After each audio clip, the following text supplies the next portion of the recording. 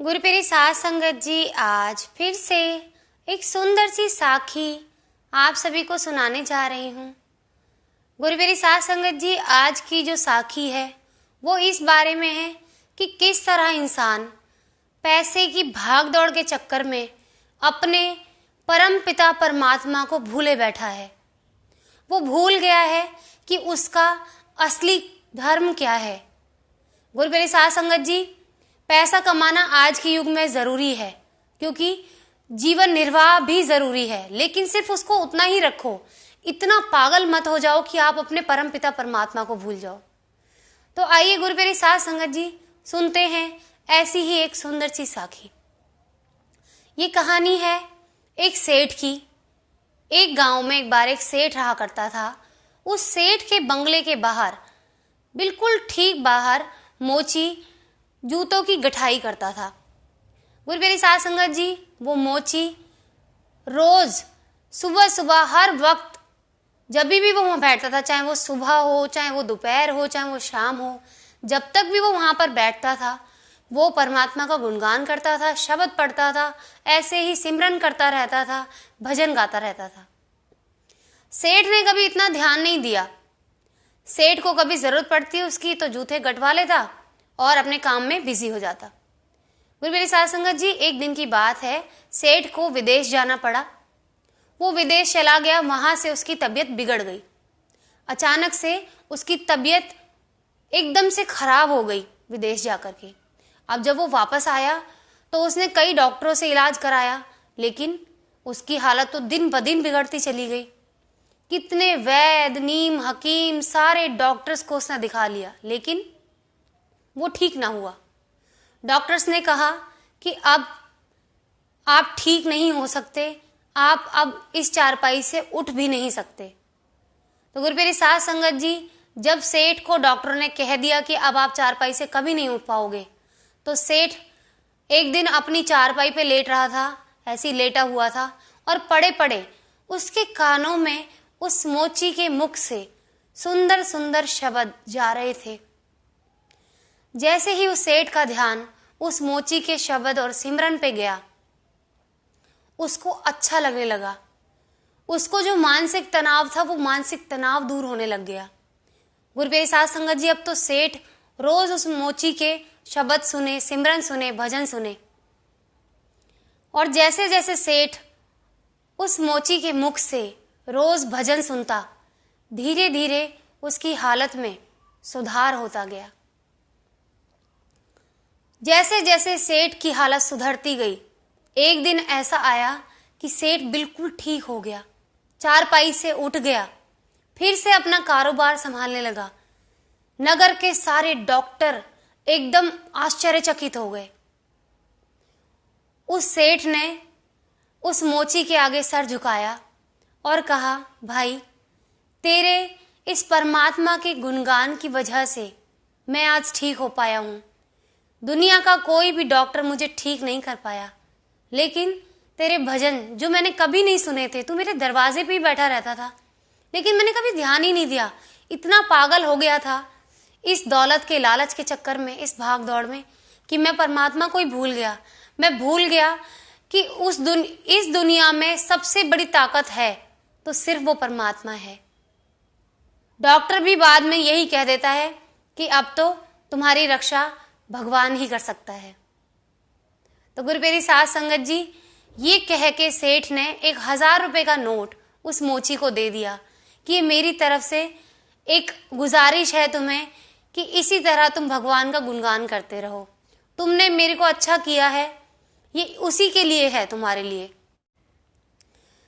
तो गुरुप्यारी साध संगत जी, जैसे ही मोची ने वो 1000 रुपए का नोट देखा, मोची की कभी भी पूरे महीने में भी इतनी कमाई नहीं होती थी।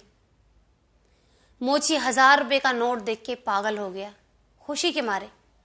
अब तो वो दिन रात सोचे, मैं इस 1000 रुपए के नोट का क्या क्या खरीदूं, क्या क्या घर में लेकर आऊंगा, क्या क्या राशन आएगा, क्या क्या मैं इससे अपने शौक पूरे कर पाऊंगा। पूरी रात बीत गई। अगले दिन सुबह गया ही नहीं काम पर। सेठ ने देखा कि आज तो मोची आया ही नहीं। मोची को काफी दिन हो गए कि वो अपने काम पर नहीं गया, उसका धंधा चौपट हो गया और उसकी रातों की नींद उड़ गई सिर्फ ये सोचने में कि उस 1000 रुपये को खर्चे कहाँ। गुरुप्रिय साध संगत जी, सेठ उसके यहाँ पे न्योता भिजवाने ही वाले थे कि ना जाने वो मोची चला कहाँ गया, उसके सहारे ही तो मैं ठीक हुआ हूँ। गुरुप्रिय साध संगत जी, इतने में मोची उसके दरवाजे पर आता है, सेठ के दरवाजे पर, और उससे कहता है, सेठ जी ये लो अपना 1000 रुपये का नोट और मुझे माफ़ करो, आज के बाद मुझे पैसे मत देना।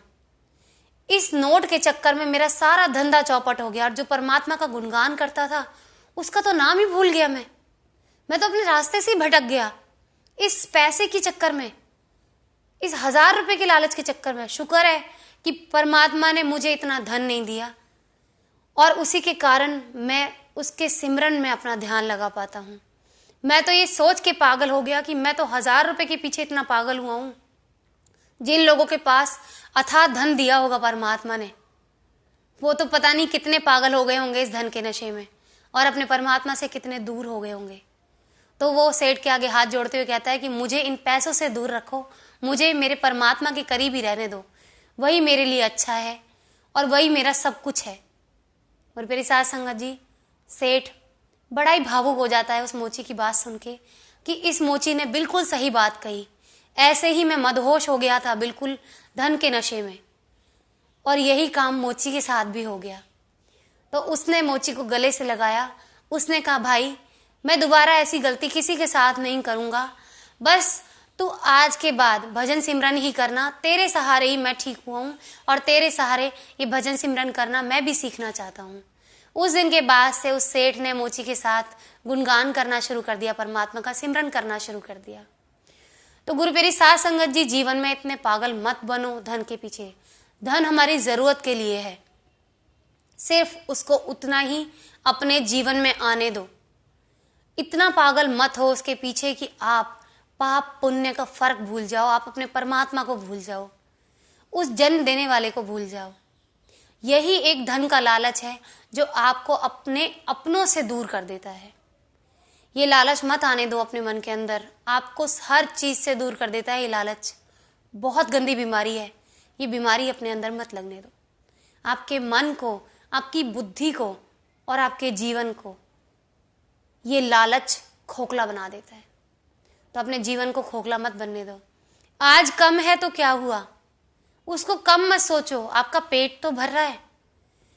हम इस जन्म में आए हैं तो अपने कर्म पूरे करने और धर्म पूरे करने के लिए। इस शरीर को जितनी ज़रूरत है, जितने खाने की ज़रूरत है, उतना मिल जाए उसी में सब्र कर लेना।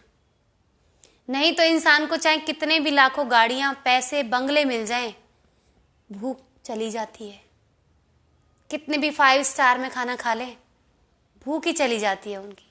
लेकिन एक गरीब से पूछना उसको कितनी भूख लगती है, क्योंकि वो कहीं ना कहीं उस परमात्मा से जुड़ा हुआ है।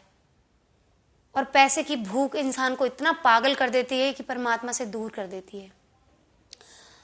तो सबसे गुजारिश है कि सिर्फ अपने जीवन में किसी चीज़ को उतनी ही महत्ता दें कि इस शरीर को जीवित रखने के लिए जितनी ज़रूरत हो, बस उतनी ही, इतनी ही किसी और चीज़ की अपने जीवन में महत्ता समझें।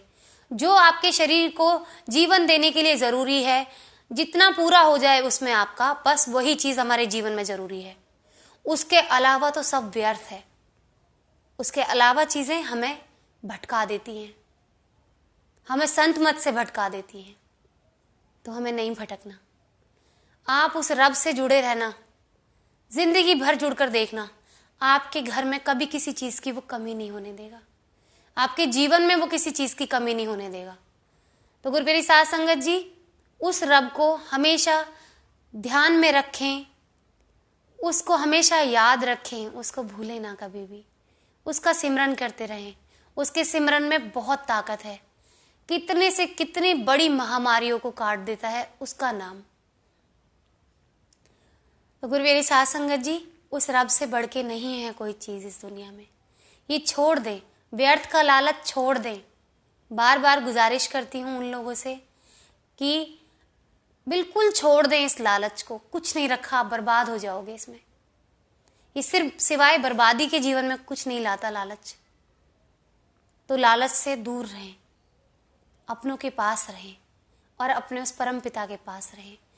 इस जीवन को छोड़कर जाना है हमें, इस 84 से मुक्त होना है। तो अगर मुक्त होना है तो उसके सिमरन को ना छोड़ें, पाप कर्मों को कभी ना अपनाएं।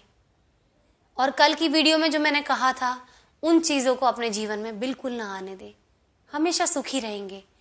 और गुरु प्यारी साध संगत जी, एक चीज़ और कहना चाहूँगी कि मुसीबत में और चेतावनी में, एक टेस्ट में जो परीक्षा होती है, एक पतली सी लाइन होती है। हम पाप करके मुसीबतों को खुद दावत देते हैं, लेकिन कुछ चुनौतियां जो हमारे जीवन में देते हैं परमात्मा, वो हमारी परीक्षा होती है। उस परीक्षा को पार करके हम हर अच्छी चीज को पा जाते हैं जीवन में। वो परमात्मा हमें सब कुछ देता है, लेकिन अपने जीवन में मुसीबतें मत लाइए पाप कर्म करके। यही एक पतली सी लाइन है, यही आज की वीडियो में एक छोटा सा और संदेश दिया है आपको। तो गुरु प्यारी साध संगत जी, मिलती हूँ आपसे अपनी अगली वीडियो में नए शब्द और नई साखी के साथ। तब तक के लिए मुझे आशीर्वाद देते रहें कि मैं यूं ही आपको शब्द और साखियाँ सुनाती रहूं, और आशा करती हूँ कि आप परमात्मा का सिमरन करेंगे और बुरी चीज़ों को छोड़ देंगे।